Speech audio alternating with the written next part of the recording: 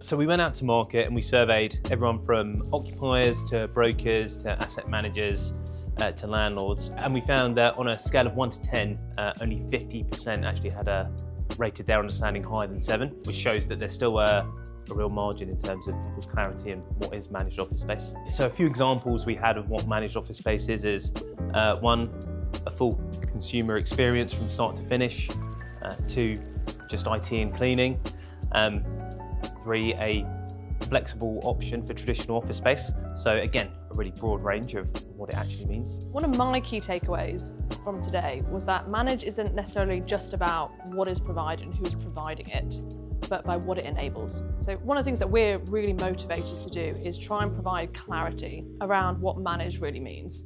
And the reason for that is we enter into a lot of conversations with owners, occupiers, advisors, and managed is the talk of the market at this point in time. But everyone's coming from a very different baseline. And so what that means is sometimes you can have a conversation with someone, you think you're talking about the same thing, and the reality is you have very different views in terms of scope, in terms of quality, in terms of scalability, experience, etc. And so something that we're trying to do with the events that we're hosting and the work that we're producing is create that baseline. So that everyone is clear on when we say manage, what manage means, when we say managed experience, what that experience means, when we're delivering this experience and this space, everyone's clear about what they're going to get, how they're going to get it, and the level of service and experience they're going to receive. We're really thinking about a couple of key topics around manage. What is managed and clearing up that definition, but also how does manage help deliver experience in a space, and how does manage help deliver performance in the space?